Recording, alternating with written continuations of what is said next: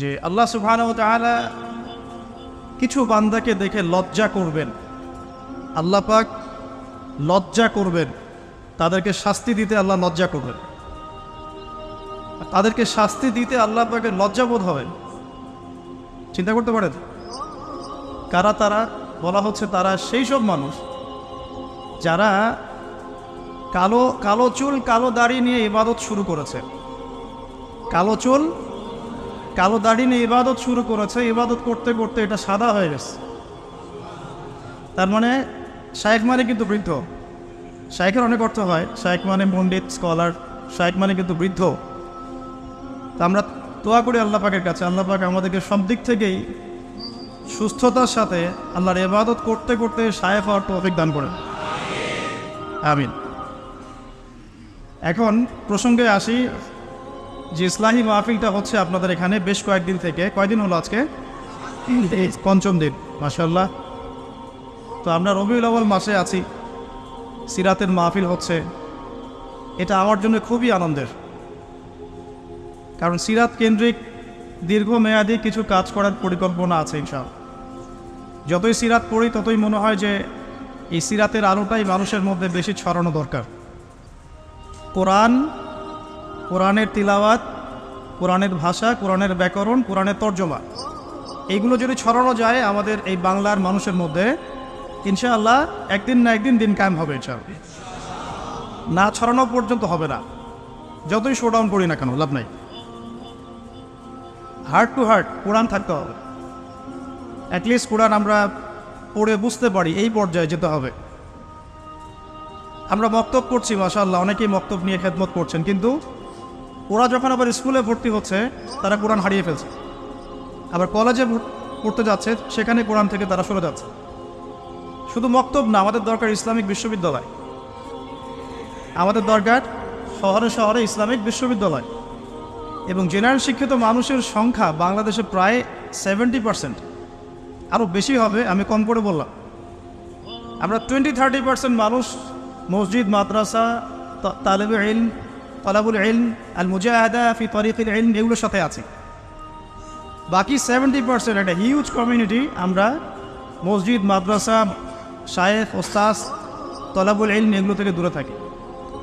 এই 70% মানুষকে কীভাবে কোরআন শেখানো যায় এই ফিকিরটা করতে হবে। আল্লাহ পাক তৌফিক দান করুন।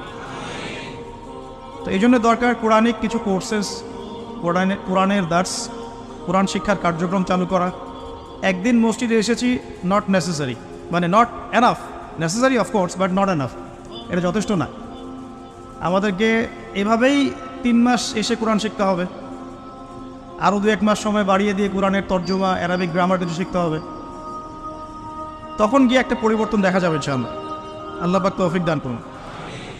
কারণ কিছু সমস্যা আছে আমাদের, সেটা হলো আমাদের শিক্ষা ব্যবস্থায় জেনারেল শিক্ষা এবং ইসলামিক শিক্ষা আলাদা করে দেওয়া হয়েছে। মালয়েশিয়ার মতো কান্ট্রি সব দিক থেকেই ডেভেলপ করেছে।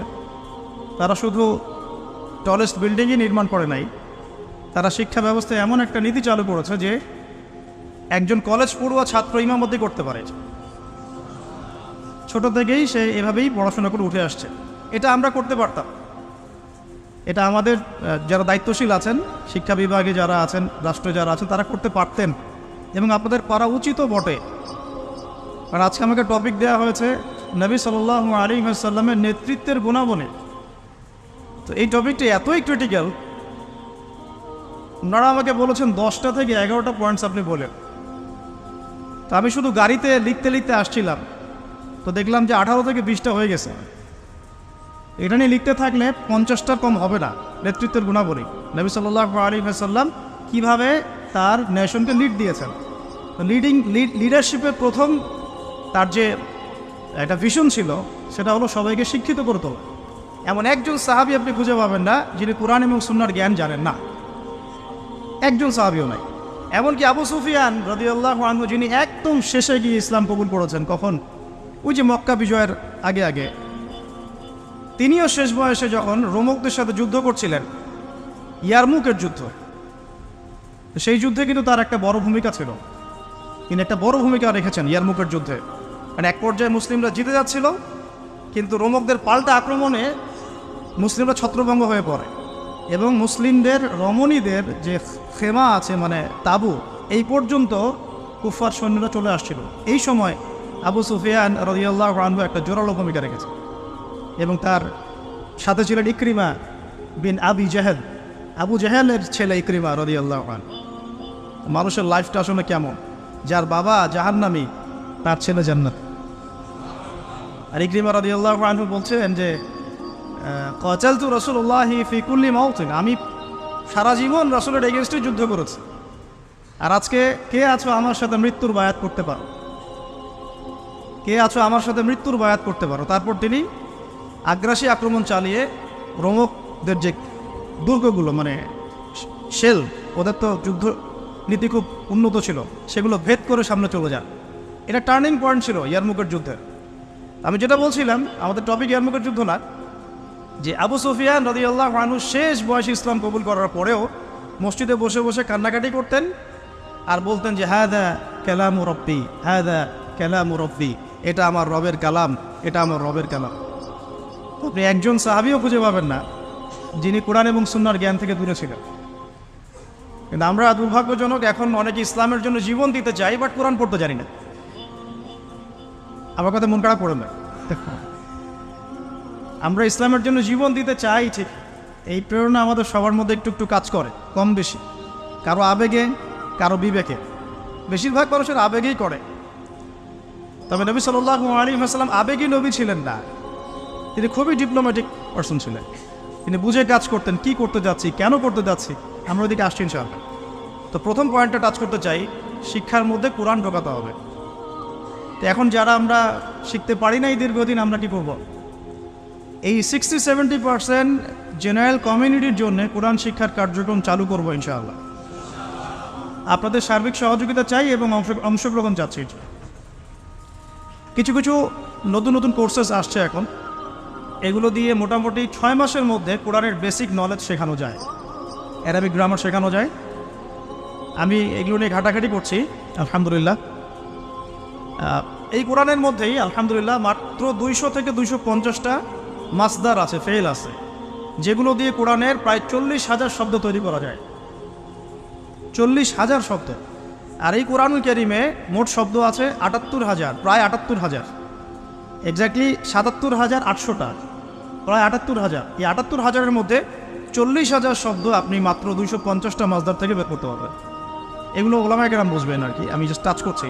মানে কোরআন নিয়ে অনেক থিসিস গবেষণা হচ্ছে, অনেক কোর্সেস লঞ্চ করা হচ্ছে। চেষ্টা করবো এগুলোকে বাংলা ভাষায় অনুবাদ করে হলেও আপনাদের পর্যন্ত পৌঁছানোর, আল্লাহ পাক তৌফিক দান করুন। আরেকটা খেদমত দরকার, সিরাতের খেদমত। সিরাত প্রত্যেক যুবকের অন্তরে অন্তরে মুখস্থ থাকা চাই। সিরাতের খেদমত শুনেই আমার ভালো লাগছে, যেখানে সিরাতুন নবী সাল্লাল্লাহু আলাইহি ওয়াসাল্লাম কেন্দ্রিক আমরা আলোচনা করছি।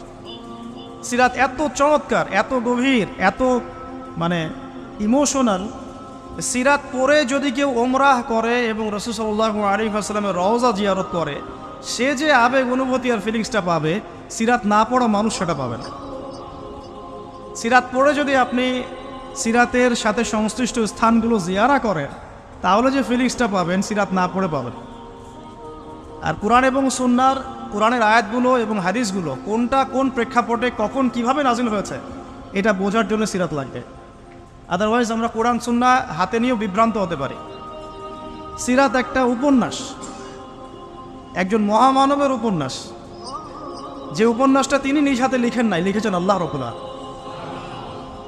সিরাত একটা উপন্যাস, এটা সেই ব্যক্তি লিখেননি যাকে নিয়ে সিরাত, বরং এটা লিখেছেন তার রব আল্লাহ রাব্বুল আলামিন।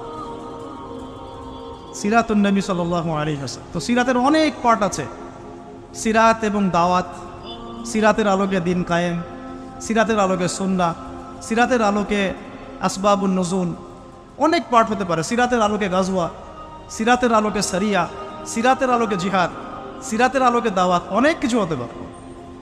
তো আমরা চাচ্ছি সিরাতের একটা প্যানেল তৈরি করতে, সিরাত বিশেষজ্ঞ প্যানেল। এখান থেকে অনেক ভালো ভালো, অনেক বড় বড় উলামায়ে কেরাম এবং অনেক ভালো ভালো তলেবে ইলম উঠে আসবেন, যাদেরকে নিয়ে একটা প্যানেল করা যায়, করে সিরাতের ছোট থেকে ছোট, বড় থেকে বড় বিষয়গুলোকে নিয়ে আলাদা আলাদা করে আমরা দার্স রেডি করতে পারি। সিরাতের উপরেই দেখা গেল 50টা দার্স, ঠিক আছে? তো আমার নিয়াত আছে, আপনারা দোয়া করবেন আল্লাহ পাক যেন তৌফিক দান করেন। এবং সিরাত নিয়ে কাজ করতে ইচ্ছুক এমন যুবক ভাই বা যারা তালেব ইলম আছেন বা যারা এখনও পড়াশোনা করছেন বা ওলামায়ে কেরাম যদি এগিয়ে আসেন, পরামর্শ দেন, আমি খুব উপকৃত হব। চাও আল্লাহ পাক তৌফিক দান করুন। না, একটা কোরআন, একটা সিরাত, আরেকটা দরকার হলো তাজকিয়া। এটা কি? আমি সুন্নাহ না বলে তাজকিয়া শব্দটা বলেছি এই কারণে, অনেকে আমরা সুন্নাহর উপর আমল করি বাট তাজকিয়া নাই। অনেকে সুন্নাহর উপর আমল করি, দাড়ি রেখেছি, টুপি পরছি, পাগড়ি পরছি, আমরা এমন কোনো সুন্নাহ নাই, আমলে বাদ দিচ্ছি এমন কোনো সুন্নাহ নাই। 2 রাকাত তাহিয়াতুল মসজিদ পড়ছি, তাহিয়াতুল ওযু পড়ছি, বাট তাজকিয়া নাই। তাজকিয়া কি? আত্মশুদ্ধি। তাজকিয়া মানে কি? আত্মশুদ্ধি। আর তাজকিয়া যে আমাদের নাই এটা বোঝার জন্য অনলাইন যথেষ্ট। অনলাইনে ফেসবুকে ঢুকলেই বোঝা যায় আমাদের তাজকিয়ার কি অবস্থা।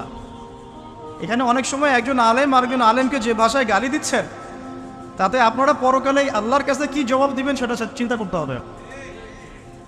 তাজকিয়ার সাথে এগুলোর কী সম্পর্ক? বাবা মা ভাই বোন জ্ঞাতিগোষ্ঠী তুলে গালি দিয়ে ধুয়ে দিচ্ছে।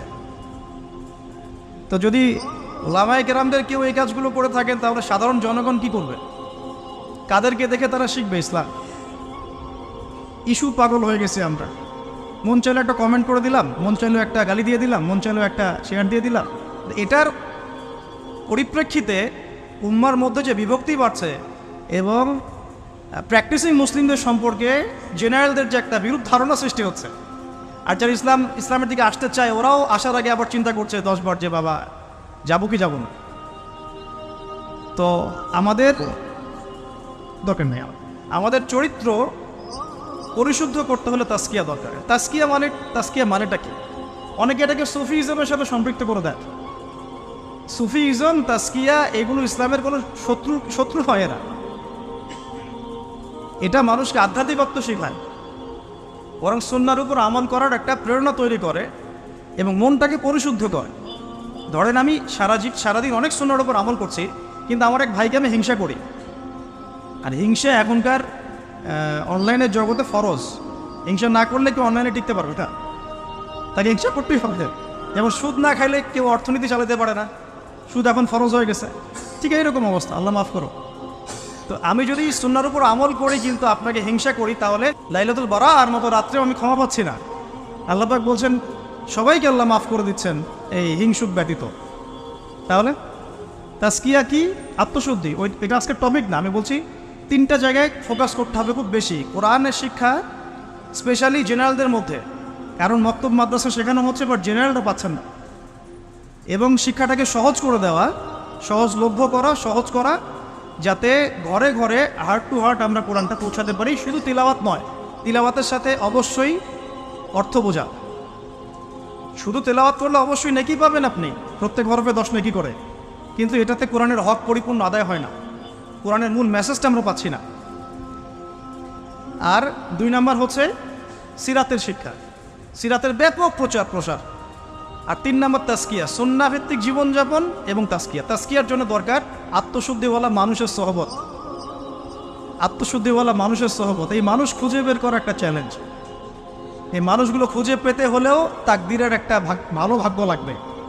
কারণ দিন শেষে বুঝতে পারছি যে কেউ যদি জাহেল থাকে এটাও তাকদিরেই ছিল, কেউ যদি হকপন্থী আলেমের সহবত পেয়ে যায় এটাও তাকদিরেই ছিল। কিছু করার না, এটা তাকদির। কেউ পাবে কেউ পাবে না, কিন্তু চেষ্টা যে করবে আল্লাহ পাক তাকে মিলাই দিতেও তো পারেন। দিন দিন এরকম আত্মশুদ্ধিতে পরিপূর্ণ ওলামায়ে কেরামদের সংখ্যা কিন্তু কমছে। আপনি খেয়াল করেছেন? কমছে।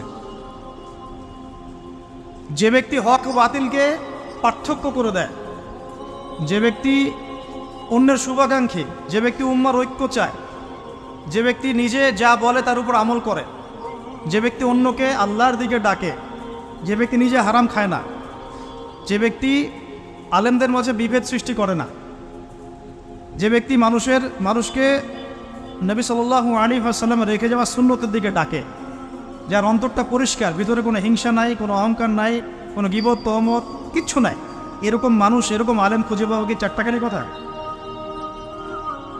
আমার কথা শুনে আপনাদের ইগোতে লাগা উচিত নয়, আপনাদের চোখে পানি আসা উচিত। এই কথা 3টা ওলামায়ে কেরামদের জন্য। আমরা অনেক ওলামায়ে কেরামকে দেখেছি টাইটেল পাস, অন্তরটা হিংসা দিয়ে ভর্তি আছে। এতে আপনি ইগোতে নিয়েন না, বরং আপনার চোখ দিয়ে পানি পড়া উচিত, বিকজ আপনার হিসেব আগে হবে। 3 জন ব্যক্তিকে দিয়ে জাহান্নাম উদ্বোধন করা হবে: শহীদ, দাতা, দানশীল, আলেম।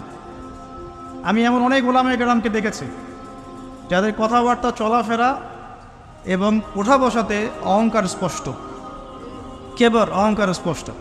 আর আলহামদুলিল্লাহ আমি এমন অনেক ওলামায়ে কেরামের সোহবত পেয়েছি যারা আল্লাহর ওলি, যারা আল্লাহর ওলি। তো এখন এই পর্যন্ত যাওয়াটা আপনার জন্য চ্যালেঞ্জ। আল্লাহর কাছে অনেক দোয়া করতে হবে এবং নিজের অন্তরটাকে নিউট্রাল রাখতে হবে, কোনো দিকে বায়াসড হয়ে যাওয়া যাবে না। নিউট্রাল রাখলে ইনশাআল্লাহ তাহলে আপনি বুঝতে পারবেন যে কে হকের উপর আছে, কে বাতিলের। আল্লাহ পাক আমাদের সবাইকে আত্মশুদ্ধিতে পরিপূর্ণ মানুষের সোহবত দান করুন, আর এবং আমাদেরকেও সেই আত্মশুদ্ধি অর্জন করার তৌফিক দান। এই 3টা জায়গায় খুব বেশি ফোকাস করা দরকার। সিরাত নিয়ে 2টো কথা বলে আমি আমার টপিকে আসছি। আজকে সবগুলো আলোচনা করব না, কারণ আপনাদের জন্য একটা সুখবর আছে, আমার জন্য সুখবর। ইনশাআল্লাহ আগামীকাল আমি আবার আসবো। যে অংশটুকু বাকি আছে এই অংশটুকু আমরা আগামীকাল শেষ করবো। আগামীকাল আমাদের এখানে একজন ওস্তাদ আসবেন, তার আগে বা তারপরে, যদিও কালকে আমার ডেট নাই, আমি চেয়ে নিয়েছি এটা, কারণ আমি সিরাত পড়তে গিয়ে দেখেছি যে এটা এক লেকচারে কোনোদিনও আলোচনা শেষ করা যাবে না। এই সিরাতের উপরে আলোচনা করতে হলে আমার 24টা ক্লাস দরকার। একটু এই জায়গাটা শোনেন। এই পুরো সিরাত, আমার হাতে একটা পাতলা সিরাতের বই আছে, সিরাতে খাতামুল আম্বিয়া, আপনারা অনেকেই জানেন, এই বইটা পড়েছেন। আল্লামা শফি রাহিমাহুল্লাহ রচিত অনবদ্য একটা কিতাব, কলেবর ছোট কিন্তু অনেক গভীর কথা। এরকম সিরাতের অনেক বই আছে। আলহামদুলিল্লাহ আমার বাসাতে মোটামুটিভাবে 15-20 হাজার টাকার সিরাতের বই আছে, অনেক। এটা কিছুই না, 15-20 হাজার টাকার বই। আমাদের ওস্তাদরা কোনো একটা সফরে গেলে একসাথে 2-3 লাখ টাকার বই কিনে। হ্যাঁ, আমাদের ওস্তাদরা এই তো বেশি দূর না, আপনি মার্কাজুর দাওয়ায় গিয়ে দেখেন, শাইখরা যখন সফরও যান তখন মনে হয় 2-3 লাখ টাকার বই কিনেন। তাদের কাছে বইয়ের কিন্তু অভাব নাই। একটা লম্বা ঘর ভর্তি পুরো বই আর বই, কিন্তু এতগুলো বই থাকা সত্ত্বেও তারা প্রত্যেক সফরে 1 লাখ, 1.5 লাখ, 2 লাখ টাকার বই কিনেন। এটা এমন কিছু না, আমি জাস্ট একটা এক্সাম্পল দিলাম যে আপনারাও এগুলো সংগ্রহে রাখতে থাকেন, ইনশাআল্লাহ আপনার সিরাতের কলেবর বৃদ্ধি হবে।